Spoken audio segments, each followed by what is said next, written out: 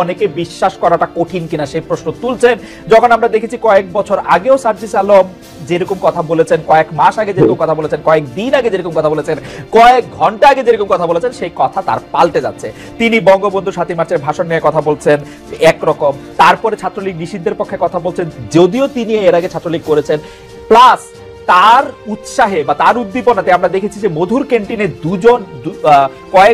দুজন অন্তত সমন্বয়কের উপস্থিতিতে দুটি গরু নিয়ে গিয়ে ছাত্রলীগের সাবেক প্রেসিডেন্ট এবং সাধারণ সম্পাদক এসেছে, এরকম স্লোগান দেওয়া হচ্ছে এবং তিনি খুব এটা এনজয় করছেন। পুরো ব্যাপারটাই যদি আমাদের একটু বলেন জনাব সার্জিস আলম, মানে রাজনীতিটা আসলে এখন কি, মানে যে সব কাজ বাদ দিয়ে প্রেসিডেন্টকে সরাই দিতে হবে, আরেকজন সমন্বয়ক গিয়ে বলবেন যে বিচারকদেরকে চা খাইতে পাঠাইতে হবে, অথবা বাদ দিয়ে দিতে হবে, অথবা আপনি ছাত্রলীগ নিষিদ্ধ করতে হবে। জনাব আলম, আমরা এই জিনিসগুলো হয়তো জনাব আলম আমরা মোটামুটি আমি যদি জাস্ট এটুকু শেষ না না আমি একটু বলি, এটুকু শেষ করি। আচ্ছা শেষ কর। তো এই জিনিসগুলো হচ্ছে আসলে পরিস্থিতি ওই টাইমে প্রথম দ্বিতীয় তৃতীয় বর্ষে এই বিভিন্ন জিনিসের রেফারেন্স ক্রিয়েট করেছিল, যেগুলো এখন মানুষ ৩-৪ বছর পিছনে গিয়ে ওগুলো খেটে বের করে। আবার আপনি যখন আমরা চতুর্থ বর্ষে ছিলাম বা মাস্টার্সে ছিলাম, তখন দেখবেন যে আমরা কিরকম গঠনমূলক লেখাগুলো লিখতাম এবং সরাসরি সেগুলো সমালোচনা করতাম। এবং সর্বশেষ ২৪-এর ইলেকশনে আমি বাড়িতে থেকেও ভোট দিতে যাইনি, এটি আমার ফেসবুক পোস্টে বলেছিলাম এবং আমি স্পষ্ট করে বলেছিলাম যে আমাদের মতো ভীরু কাপুরুষ এবং স্বার্থপর মানুষ এর চেয়ে বেটার রাষ্ট্র ব্যবস্থা ডিজার্ভ করে না। কারণ তখনও আমরা সরাসরি এটির বিরোধিতা না করে এটির বিভিন্ন ভাবে ভালো দিকগুলো তুলে ধরছিলাম, সুন্দর গণতন্ত্রায়নের কথা বলছিলাম। তো সেই জায়গা থেকে যখন আমাদের কাছে এই সুযোগটি আসে যে না, এই অন্যায়গুলো হচ্ছে, কোটা সংস্কারের যে আমাদের 18 পরিপত্র বাতিল, এটি একটি অনেক বড় অন্যায় পুরো দেশের চাকরি প্রত্যাশীদের সাথে, আমরা এটি নিয়ে রাজপথে নামি, যখন আমাদের ভাই বোনদের রক্ত ঝরানো হয়,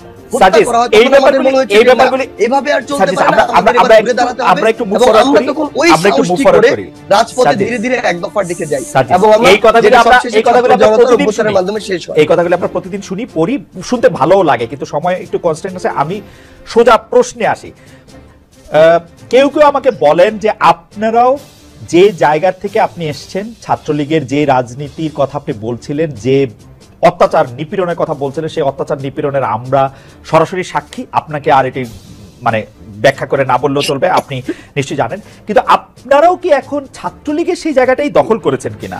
আপনারাই কি এখন একটা শোডাউন ভিত্তিক একটা জায়গায় আপনারা নিজেদেরকে দেখতে চান কিনা? সেই জন্য যত রকম মানে আপনাকে দেখা যায়, আপনি বা হাসনাত বা নাহিদ বা মাহফুজ এত চমৎকার করে কথা বলেন, কিন্তু অন্য সময় দেখা যায় যে আপনারা প্রায় একে হুমকি দিচ্ছেন, তাকে ধমকি দিচ্ছেন, তাকে বলছেন যে এখান থেকে বাদ করে দিবেন, এটা করে দিবেন। এরকম কেন? মানে এই শোডাউনের একটা প্রক্রিয়া কিন্তু আপনারা চালু রেখেছেন, মানে এটা কেন? মানে এরকম না হইলে আমরা যারা আপনাদের সাবজেক্ট আছি, আমাদেরকে আপনারা শাসন করতে পারেন না, মানে আপনাদের একজন প্রভুর জায়গায় যাইতে হয়, ছাত্রলীগ আওয়ামী লীগের মতোই। বা সায়ন থেকে যখন বলবো তখন বলবো বিএনপি বা তার সহযোগী সংগঠনের মতোই। দেখুন, এই জায়গায় একটি কথা বলি, সেটি হচ্ছে যে আমরা আসলে 5ই অগস্টের অভ্যুত্থান পরবর্তী সময় একদম লম্বা একটা সময় ধরে ইভেন আজকের দিন পর্যন্ত আমাদের বিভিন্ন দিক থেকে আমাদের চক্রান্তের গন্ধ আসে, বিভিন্ন দিক থেকে বিভিন্ন নাশকতার বিভিন্ন রকমের যে প্ল্যান, সেগুলো আমাদের সামনে বিভিন্ন ভাবে আসে। এবং সবচেয়ে বড় কথাটি হচ্ছে যে এই যে অপশক্তিটি মনে করে আমরা যখন একটু শান্ত হয়ে যাই, তখন মনে করে যে সকল ছাত্র জনতা আবার ঘরে ফিরে গিয়েছে, ক্লাসে ফিরে গিয়েছে। এবং ওই সময়টিতে তারা এমন ভাবে, আমরা দেখেছি সচিবালয়, আপনি নিজেই দেখেছেন, আমরা হাইকোর্টে দেখেছি, আমরা বিভিন্ন জায়গায় এটি দেখি, আমরা গার্মেন্টস কর্মী, আমরা সাভারের দিকে দেখেছি, তারা বিভিন্ন ভাবে বিভিন্ন রূপে ফিরে আসে। এবং তখন ফিরে আসে যখন দেখে আমরা কিছুটা শান্ত হয়ে গিয়েছি।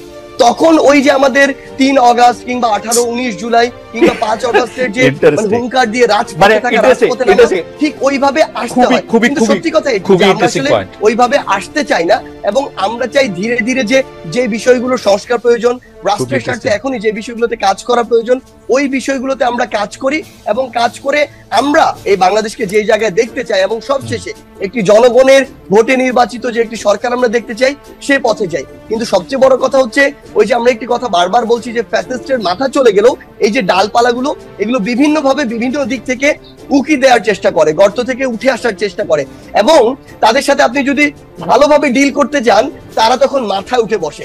ওই জায়গায় আপনার মাঝে মাঝে অন্তত তাদেরকে এটা বোঝানোর জন্য যে না, আমরা এখনো আছি এবং প্রয়োজন হলে আবার আমরা রাজপথে নামতে পারি, এটা বোঝানোর জন্য হলেও আসলে মাঝে মাঝে হুঙ্কার দিতে হয়। সার্জিস, খুবই ইন্টারেস্টিং।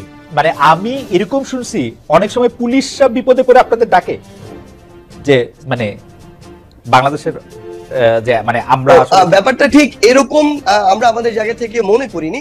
আমাদের জায়গা থেকে ব্যাপারটা এরকম মনে হয়েছে, পুলিশ বাহিনীর অধিকাংশ সদস্য কিন্তু এখনো তাদের ওই ভিতরের যে একটি মানসিক বা নৈতিক দুর্বলতার জায়গা সৃষ্টি হয়েছে, তাদের যে কতিপয় সদস্যের যে বর্বরতা কিংবা তাদের যে অতি উৎসাহের কারণে এবং ফ্যাসিস্ট সরকারের দালাল হিসেবে নিজেদেরকে আরো বেশি প্রমোট করা, তুলে ধরার কারণে, ভবিষ্যতে ফায়দা বা সুবিধা নেওয়ার কারণে তারা এই যে বর্বরতাগুলো চালিয়েছে, এবং এটার কিন্তু তারা নিজেরাও এই বর্বরতার অংশ। আমরা দেখেছি অনেক পুলিশ সদস্যের সন্তান মারা গিয়েছে।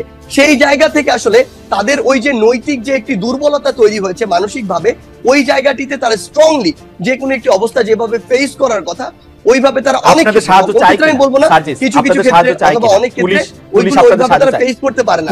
তখন যেটি হয় আসলে যে তাদের ক্ষেত্রে থেকে তখন যে জিনিসটি হয় যে আমরা যদি ওখানে কোনো একটি স্টুডেন্টদের অংশ থাকে, তাদের সাথে আমরা কথা বলার চেষ্টা করি, কিংবা আমাদের সরকার, অন্তর্বর্তীকালীন সরকার যে আমাদের 2 জন উপদেষ্টা এবং একজন আমাদের বিশেষ সহকারী রয়েছেন, তারা তাদের জায়গা থেকে কথা বলার চেষ্টা করে, নাগরিক সমাজের সাথে হোক কিংবা শিক্ষার্থীদের সাথে হোক।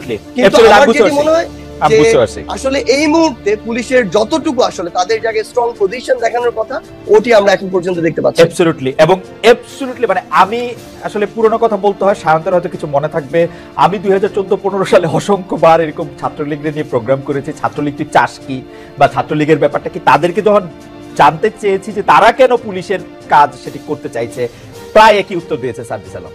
আমার মানে পুলিশ পারছে না বা পুলিশ হচ্ছে না, যাচ্ছে না।